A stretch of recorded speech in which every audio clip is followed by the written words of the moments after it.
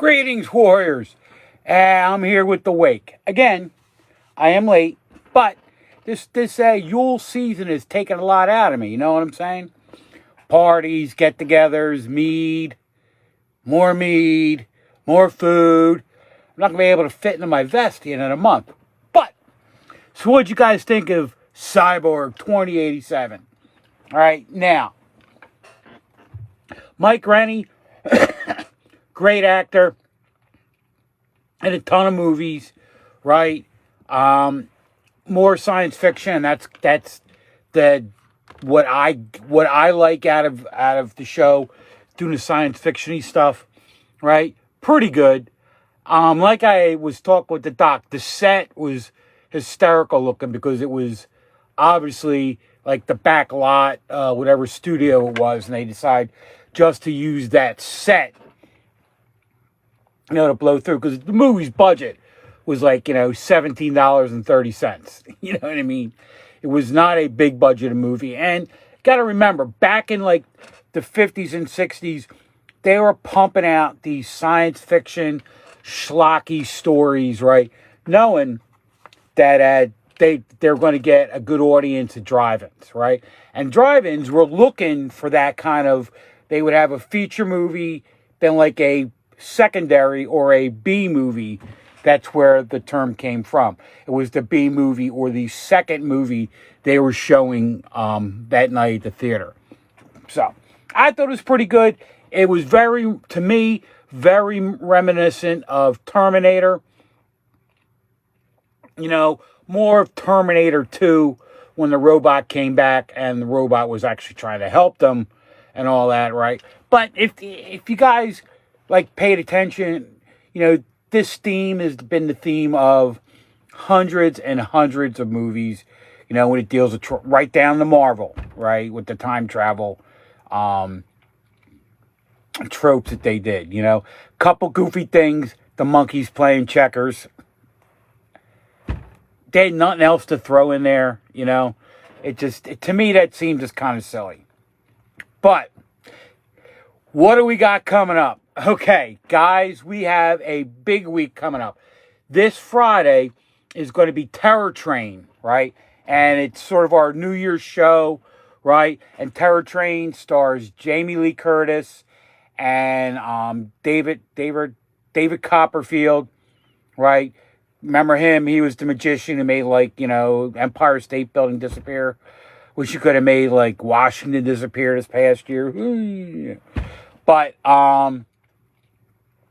and Jamie Lee Curtis, Scream Queen, been in a million movies, right? And this was when she was still in her horror movie phase before she made a breakout, and she was in Trading Places and A Fish Named Wanda and other things in the future when she actually broke out of that mold where she was doing other movies, And at 10 o'clock every Friday on Cemetery Cinema or on WON, it will be Offbeat Cinema. Now, Offbeat Cinema, I've been watching Offbeat Cinema for probably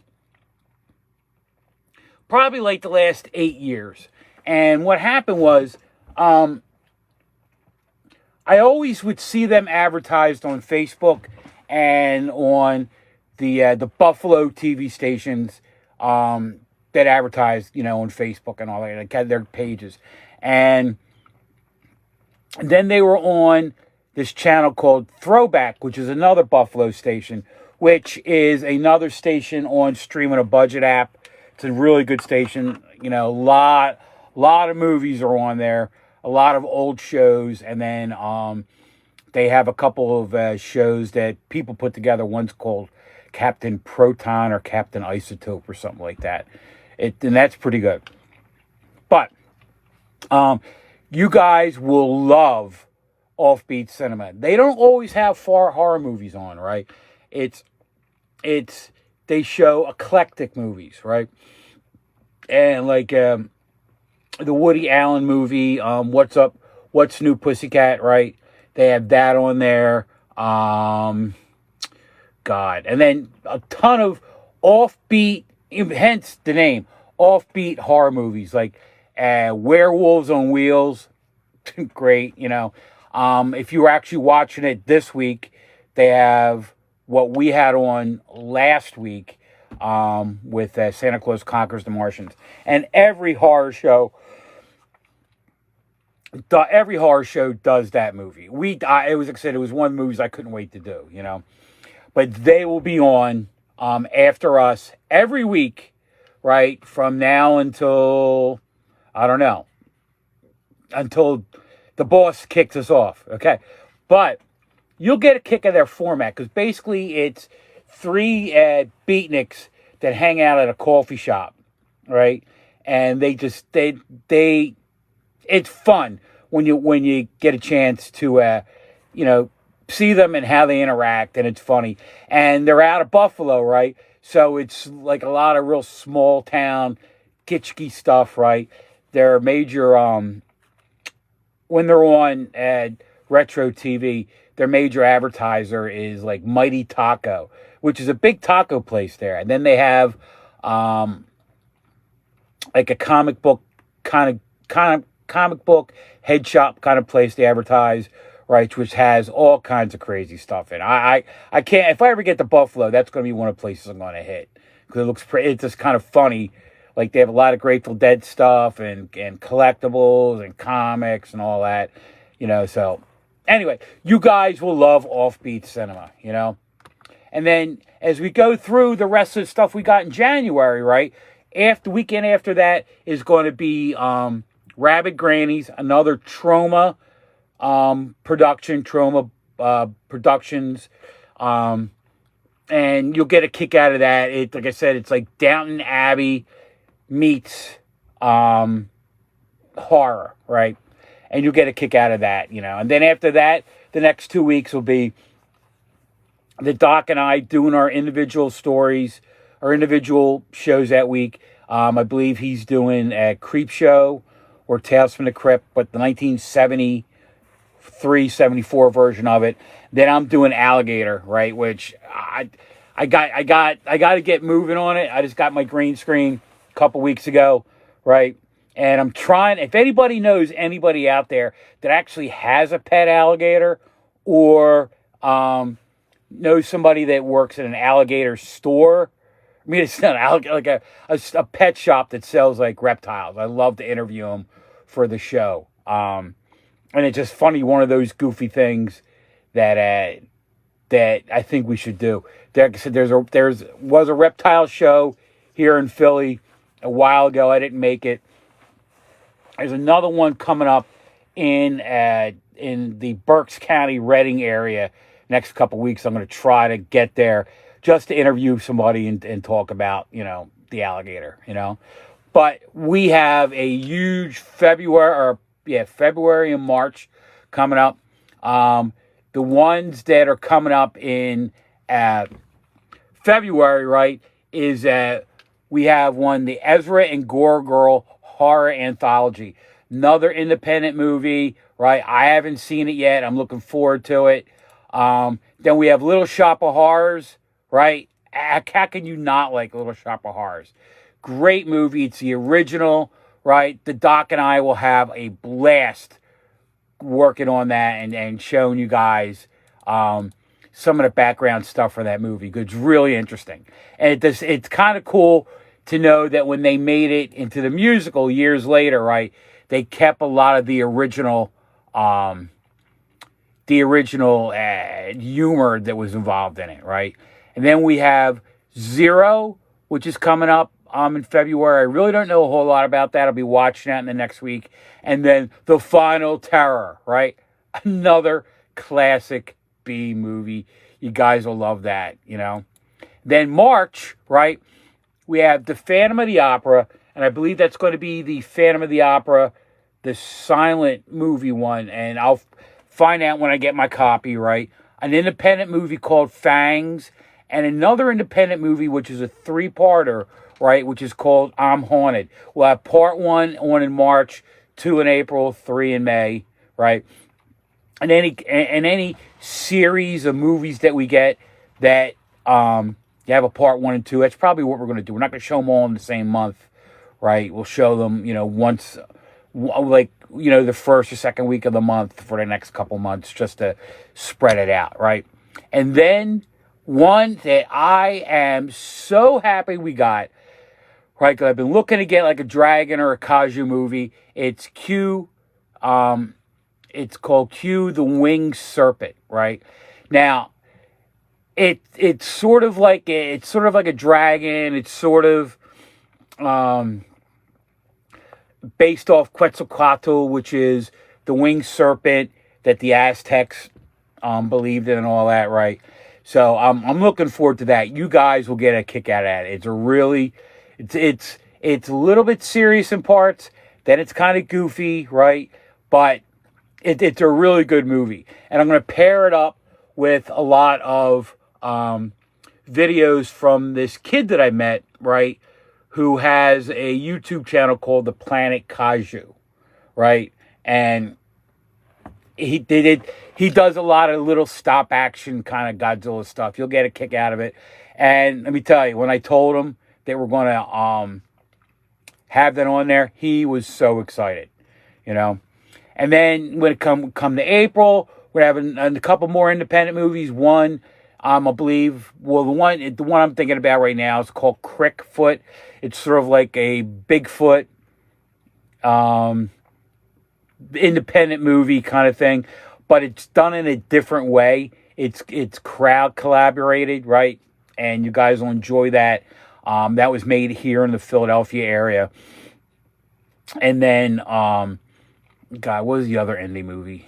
Can't think of the top of my head, but it's an indie movie with a wolf man. I got to figure it out. But we got to put all this stuff together.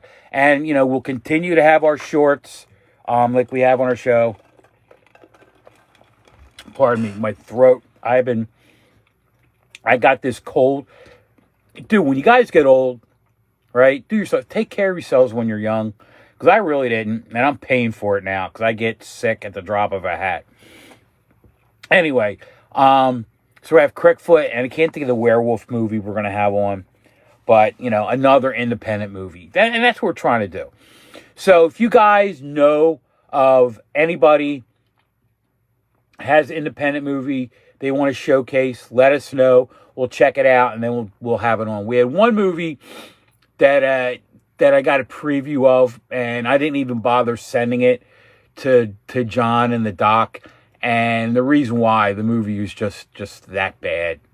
You know, it was that bad, and yeah. I mean, it made Killer Driller look like, you know, Star Wars. I mean, this movie was just bad acting, and, you know, so, but all the other independent ones we've shown, right? It's just goes to show you that, you know, we're really out there trying to help people. You know what I mean? If you guys have a good quality product, right? And considering our show is a meh quality product, it'll balance itself out, you know. All right. Well, what am I doing, right? Well, I'm continuing to have my Yuletide festivals here. Like today, we're heading over to a sister's house, right, for a party at her place. This morning, I was with Scouts. Tomorrow morning, I'll be at Scouts, right? And I'll send you guys a pic. I'll load up a picture of what we do for a fundraiser. We go around, we collect Christmas trees, and we take it to the recycling yard, and others we take over to friends of ours who have a farm for their goats.